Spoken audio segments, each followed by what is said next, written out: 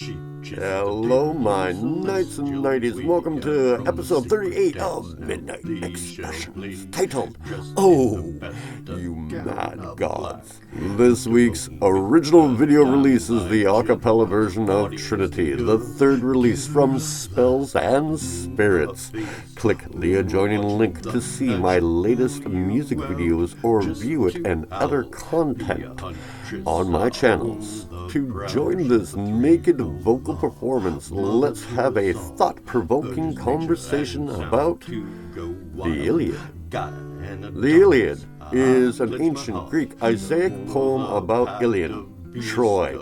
It is one of the two major ancient Greek epic poems attributed to Homer. And no, not Homer Simpson. It is one of the oldest extant works of literature, still widely read by modern audiences. Like the Odyssey, the poem is divided into 24 books and was written in a dactylic hexameter. It contains over 15,693 lines in the standard edition. The Iliad is often regarded as the first substantial piece of European literature and is the central part of the epic cycle. See Wikipedia for more in-depth knowledge. Trinity is a fun, uplifting, melodic spiritual song about the masculine, the feminine forces, and the product of their union. The Iliad and spirituality are much more complex. When in balance, there is a synergistic beauty in these energies. However, when out of balance, it is more like a field of battle. This is very apparent in the Iliad. Not only is it a war involving humans, gods and demigods are directly involved. Not just the masculine gods are involved like Zeus or Ares, but all the gods are involved. Arguably, the war on Troy was started by the goddess Aphrodite, who had Helen, the daughter of Zeus, kidnapped by Paris.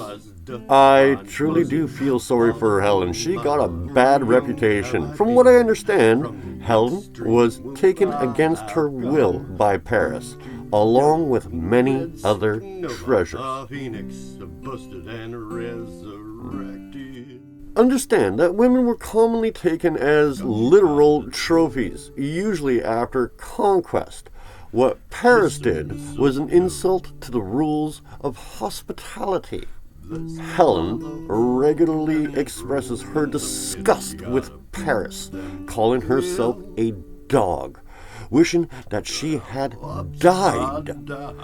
Unlike the Hollywood movie Troy, Dante knew this when she made an appearance in the Divine Comedy.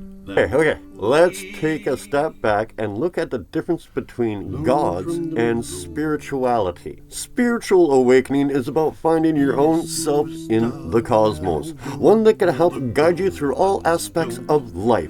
It can give you the strength when you are weak, allowing you to make those important decisions that you can live with. It allows you the ability to enjoy a perfect moment. We use gods as explanations for things like, why does it thunder and rain? Why does the earth shake? Why am I cursed? Why do I have to die? Why? As an excuse, it is my God-given right to take from others. It is my God-given right to hate all other religions. It is my God-given right to hate others because they are different. It is my God-given right to rape, kill, and destroy. These excuses have been used down through all of history. Most of all, as something to blame. God cursed my life. God is responsible for all my suffering. God did this to me. God made me do it. Only God knows why. God hates me personally. It's all God's fault. God works in mysterious ways. In the Iliad, The gods may be immortal, but they can be trapped, even wounded by mortal hands. Gods are not immortal because they feed off of our belief in our sacrifices. We are the ambrosia, the food of the gods. We give them sustenance. Without us, God would die. As a spiritualist, I know I will die. I know life will go on without me. Humanity can wipe itself out, yet the cosmos will continue. The elements will exist in one form or another throughout all that is. The spiritualist knows that they are God, just like you are God. To grok this, we must accept that our divinity is only a mortal aspect.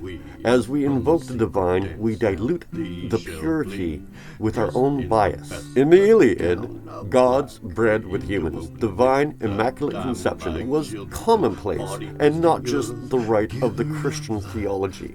These demigods often knew who their divine parents were. The gods were often as hypocritical as their followers. Achilles, the demigod, got angry when he sent his best friend to fight in his armor.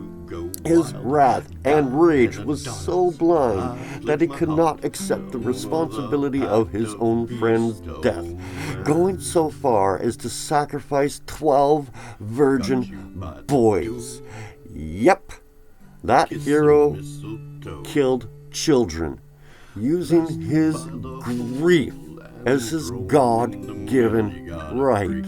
Furthermore, to hold those who you are at war with responsible for the death of your companions is ultimate hypocrisy, particularly in the case of Achilles, who was directly responsible for the death of so many, even before the rage because his best friend died in battle. Aphrodite, the goddess of lust, also committed her own hypocrisy by saving Paris from Menelaus, where the wrong husband would have killed Paris and ended the conflict. Instead, she whisked Paris away, forced Helen to bed with him, then encouraged the battle to continue. She then complained when she got wounded by mortal hands. Aw, poor Aphrodite. Ares, the god of war, whined like a child when he got wounded. And he was outraged when one of his mortal children was killed in the battle for Troy. Now, where am I going with all this? What is the whole part of Trinity and the story? The ideology comes from the hard truth and understanding.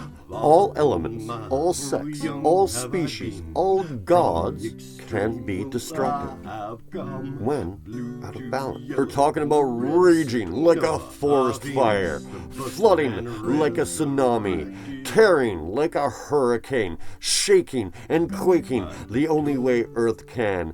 Acts of obscene cruelty done by men and women, both mortal and divine. Yet, there are moments of beauty, like the celestial harmonies of the planetary bodies, healthy relationships, and true companions.